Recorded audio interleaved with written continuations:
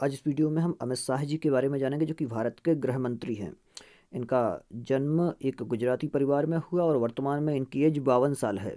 इनका जन्म 1964 में हुआ था और गुजरात के महसाना नाम के गांव से ताल्लुक़ रखते हैं।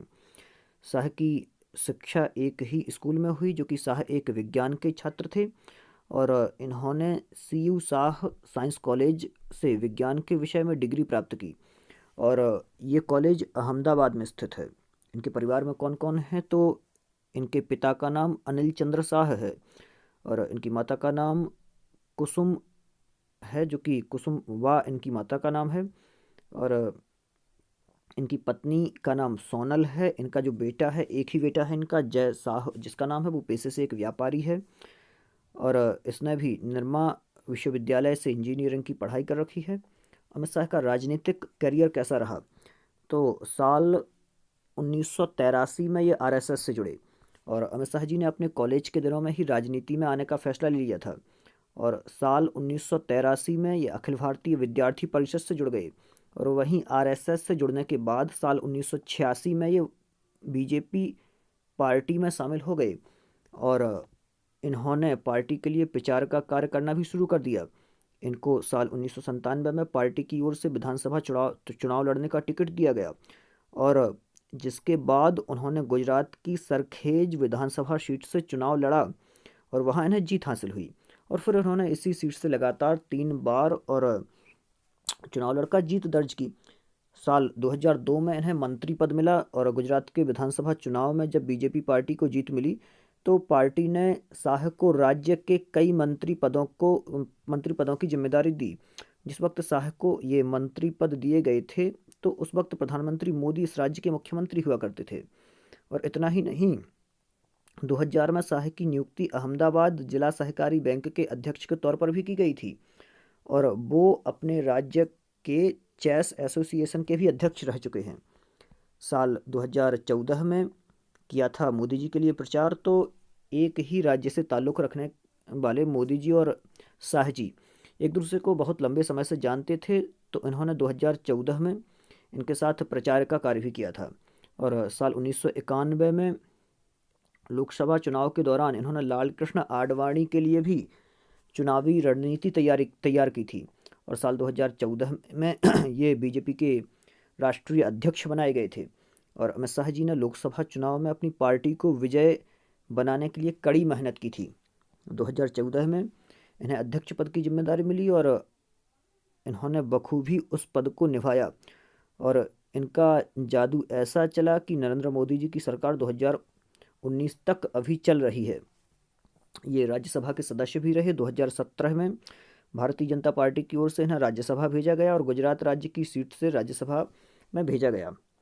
इसके अलावा 2019 लोकसभा चुनाव में अमित शाह जी का अहम रोल रहा और मोदी जी के दाएं हाथ कहे जाने लगे थे और 2019 के लोकसभा चुनाव में गुजरात के गांधीनगर से इन्होंने चुनाव लड़ा था, जिसमें उन्होंने कांग्रेस पार्टी के डॉक्टर CJ चावड़ा जी को पीछे छोड़ते हुए लगभग 5 लाख से ज़्यादा अधिक वोट के मार्जिन से जीत हासिल की थी। और इसके पहले जो कि लाल कृष्ण आडवाणी जी का रिकॉर्ड था 4,83,000, तो ये उन्होंने तोड़ दिया था। इसके अलावा अमित शाह जी को चुनाव आयोग की वेबसाइट्स के मुताबिक, मतलब ये कहें कि 79.7 वोट्स प्राप्त किए थे। इतने परसेंट वोट उन्होंने प्राप्त किए थे, लगभग 8.5 लाख वोट। और 2014 के तरह ही इन्होंने 2019 में भी कर दिखाया और अपनी चुनावी रणनीति के मुताबिक ही इनका कार्य हुआ और मोदी लहर में ये सारे के सारे, मतलब दोनों की जोड़ी हिट होती गई, अमित शाह जी और मोदी जी की जोड़ी। और सारे के सारे चुनाव इन्होंने जीते। अभी तक कम ही ऐसे चुनाव रहे जिनमें इन्होंने हार का सामना किया हो। काफ़ी सारी रैलियां भी इन्होंने की, आपने आंकड़े देखे होंगे। इसके अलावा अमित शाह जी से जुड़े कई विवाद भी हैं। आप लोगों ने सुना होगा कई विवाद अमित शाह जी से जुड़े रहे। तो अमित शाह जी का इतना लंबा राजनीतिक सफ़र रहा है कि विवादों से भी घिरना कोई बड़ी बात नहीं है, लेकिन कुछ विवाद ऐसे हैं जो मैं आपको बता रहा हूँ। एक तो फर्जी एनकाउंटर का आरोप। साल 2005 में गुजरात में हुए एक एनकाउंटर में 3 लोगों को आतंकवादी बताते हुए मार दिया गया था, लेकिन कहा जाता है कि इस एनकाउंटर के पीछे अमित शाह जी का हाथ था और इसमें CBI जांच भी हुई थी और इसमें बताया गया था कि वहीं अमित शाह जी पर आरोप भी लगे थे कि उन्होंने पैसे लेकर एनकाउंटर करवाया था और सीबीआई ने हाँ नकली एनकाउंटर बताया था इसे। और गुजरात में प्रवेश करने पर भी इन पर बैन लगा था, जो कि अमित शाह जी को साल 2010 में पुलिस द्वारा गिरफ्तार कर लिया गया और इन पर हत्या और वसूली का आरोप लगाया गया। इतना ही नहीं, कोर्ट ने इनको इनके राज्य से बाहर निकाल दिया और राज्य में प्रवेश करने पर रोक लगा दी। हालांकि रोक साल 2012 में इनसे हटा ली गई। और गुजरात दंगों पर भी इन पर एक आरोप लगा था, जो कि सबूत साफ करने का आरोप था। वर्ष 2002 में गुजरात में हुए दंगों को लेकर भी शाह विवादों में घिरे थे।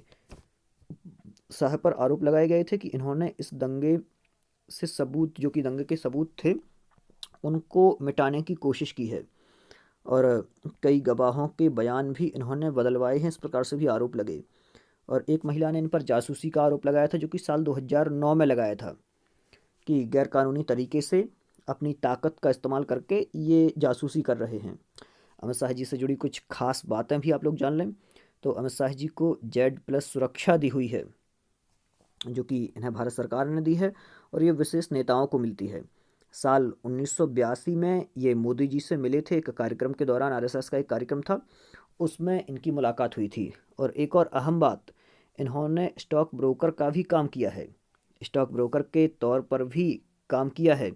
शाह आज भले ही राजनीति के एक जाने माने चेहरे बन गए हैं, लेकिन उन्होंने अपने करियर की शुरुआत के दिनों में बतौर स्टॉक ब्रोकर का भी कार्य किया है, शेयर मार्केट में काम किया है। इतना ही नहीं, शाह ने एक सहकारी बैंक में भी कुछ समय तक अपनी सेवाएं दी थीं। तो ऐसे हैं हमारे देश के गृह मंत्री अमित शाह जी। आप लोगों को यदि इनका जीवन परिचय अच्छा लगा हो तो इसी प्रकार से अन्य वीडियोस के लिए आप अपना ये चैनल सब्सक्राइब भी कर लें, जिससे अगला जो भी वीडियो रहे वो आपके पास पहुंच जाए।